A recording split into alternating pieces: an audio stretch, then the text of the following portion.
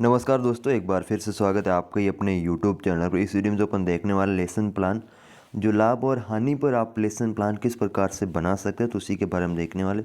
तो बने रही वीडियो के लास्ट तक। और यदि आप चैनल पेज में नए हैं तो चैनल को सब्सक्राइब करें, साथ ही बेल आइकन को भी प्रेस करें ताकि आगे भी आने वाली जो वीडियो की नोटिफिकेशन आपको मिल सके।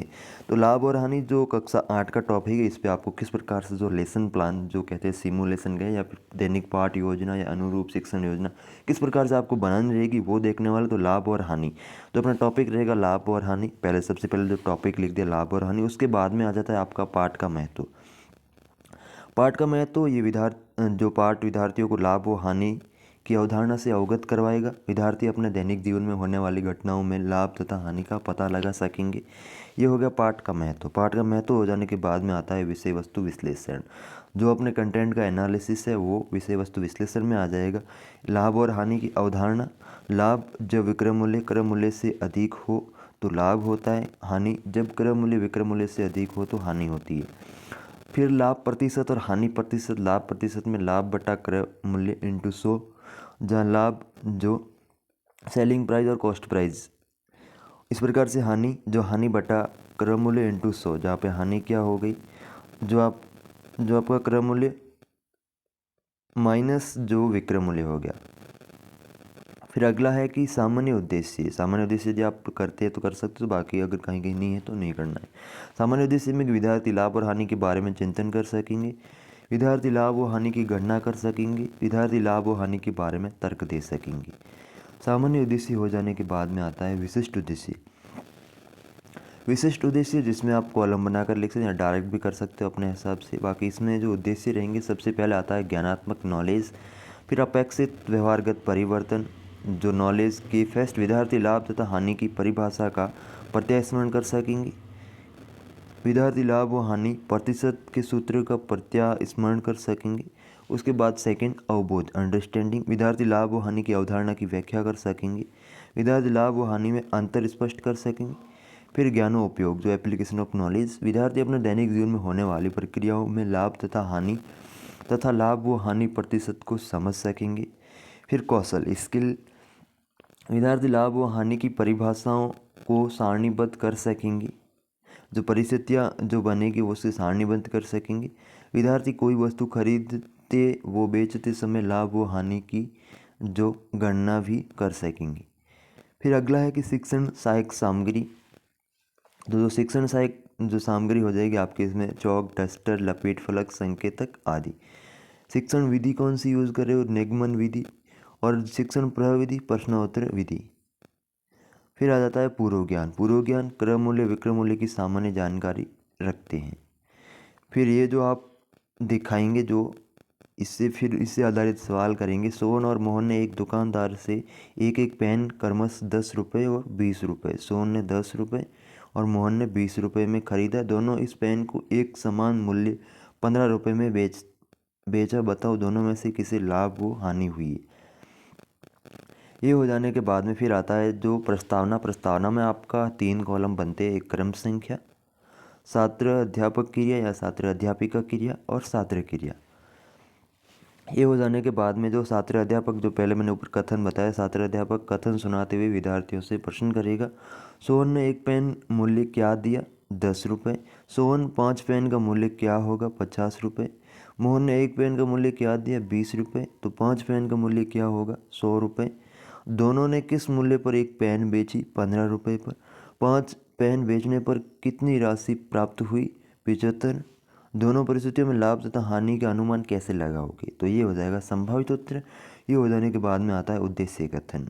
अच्छा बच्चों, आज हम लाभ व हानि की अवधारणा तथा लाभ व हानि प्रतिशत के बारे में विस्तृत अध्ययन करेंगे। फिर आ जाता है आपका प्रस्तुतिकरण। प्रस्तुतिकरण में 4 कॉलम बनते हैं, जिसमें जो शिक्षण बिंदु हो गया और छात्र अध्यापक क्रिया और छात्र क्रिया और श्याम पटकारे क्रम संख्या भी इसमें आप कर सकते हो। फिर शिक्षण बिंदु में जो पहला शिक्षण टॉपिक अपना रहेगा लाभ व हानि की अवधारणा। छात्र अध्यापक क्रिया में क्रय मूल्य किसे कहते हैं। छात्र क्रिया में जिस मूल्य में वस्तु खरीदी जाती है वो क्रय मूल्य। विक्रय मूल्य किसे कहते हैं, जिस मूल्य पर वस्तु बेची जाती है। फिर लाभ तथा हानि किन स्थितियों में होते हैं, ये हो जाएगा संभावित उत्तर। उसके बाद में छात्र अध्यापक इसे स्पष्ट करेगा, तो स्पष्टीकरण आ जाएगा। छात्र अध्यापक कथन, लाभ जब वस्तु का विक्रय मूल्य क्रय मूल्य से अधिक हो तो लाभ होता है। जब वस्तु का विक्रय मूल्य क्रय मूल्य से जो कम हो तब हानि होती है। छात्र अध्यापक ध्यानपूर्वक सुनेंगे और उत्तर पुस्तिका में लिखेंगे। और श्याम बोर्ड पर जो आपने कार्य किया, लाभ इक्वल टू विक्रय मूल्य माइनस क्रय मूल्य और हानि इक्वल टू क्रय मूल्य माइनस विक्रय मूल्य। फिर आता है जो सेकंड टीचिंग पॉइंट, लाभ प्रतिशत। जब वस्तु विक्रय मूल्य क्रय मूल्य से अधिक हो तो लाभ या हानि में से कौन सी स्थिति उत्पन्न होती है, लाभ की स्थिति। लाभ ज्ञात करने का सूत्र, लाभ इक्वल्स टू विक्रय मूल्य माइनस क्रय मूल्य। लाभ प्रतिशत ज्ञात करने का सूत्र, संभावित। इसके बाद में जो छात्र अध्यापक स्पष्टीकरण आ जाएगा। छात्र अध्यापक कथन, लाभ प्रतिशत निम्न सूत्र द्वारा ज्ञात किया जाता है। लाभ जो छात्र अध्यापक लाभ सूत्र को श्याम पट पर लिखेगा। छात्र अध्यापक लाभ प्रतिशत के सूत्र को लिखेंगे और जो लाभ प्रतिशत में आपका इधर जो बन जाएगा क्रम लाभ बट्टा क्रय मूल्य इंटू 100। फिर आ जाता है जो आदर्श प्रश्न या फिर बोध प्रश्न आप इसमें कर सकते हो। यदि राम ने एक पुस्तक 50 रुपये में खरीदी और 100 रुपये में बेच दी तो लाभ प्रतिशत ज्ञात कीजिए। पुस्तक का क्रय मूल्य क्या है, 50। पुस्तक का विक्रय मूल्य क्या है, 100। राम को कितने रुपए लाभ हुआ और राम का लाभ प्रतिशत ज्ञात कीजिए।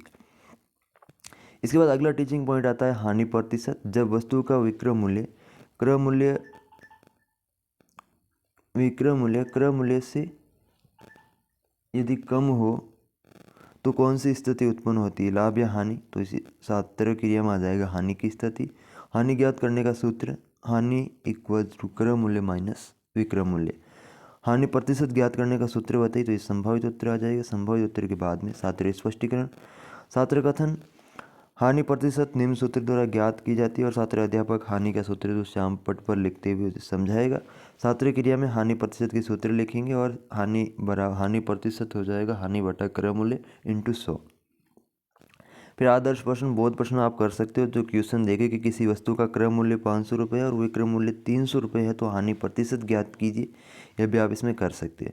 इस प्रकार से ये प्रस्तुतिकरण हो जाता है। प्रस्तुतिकरण हो जाने के बाद में आता है सारांश कथन। बच्चों हमने आज लाभ हानि की अवधारणा तथा लाभ हानि प्रतिशत के बारे में विस्तृत अध्ययन किया। मूल्यांकन प्रश्न, वस्तुनिष्ठ प्रश्न भी आप इसमें कर सकते हो। जो बहुविकल्पी प्रश्न, जब वस्तु का क्रय मूल्य विक्रय मूल्य से अधिक होता है तब होती है या फिर होता है।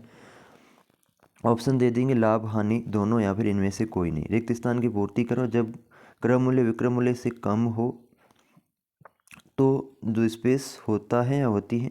लाभ प्रतिशत का जो फॉर्मूला पूरा करना है और अति लघुत्तरात्मक प्रश्न में हानि प्रतिशत ज्ञात करने का सूत्र लिखो। यदि वस्तु का क्रय मूल्य 700 रुपये है, विक्रय मूल्य 500 है तो हानि ज्ञात करो। लघुत्तरात्मक आ जाएगा, गगन शर्मा ने एक पुस्तक 1000 रुपये में खरीद कर 1250 रुपये में बेची दी तो लाभ प्रतिशत ज्ञात कीजिए।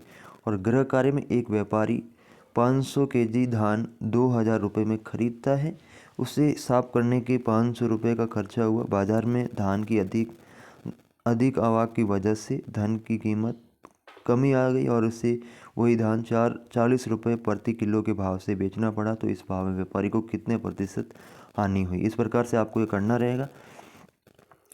बाकी भी इस प्रकार भी और भी जो टॉपिक मैंने डाल रखे आप चैनल पे जो विजिट करेंगे वहाँ पे आपको प्लेलिस्ट मिल जाएगी। बाकी मिलते हैं फिर नेक्स्ट वीडियो में, तब तक के लिए जय हिंद जय भारत।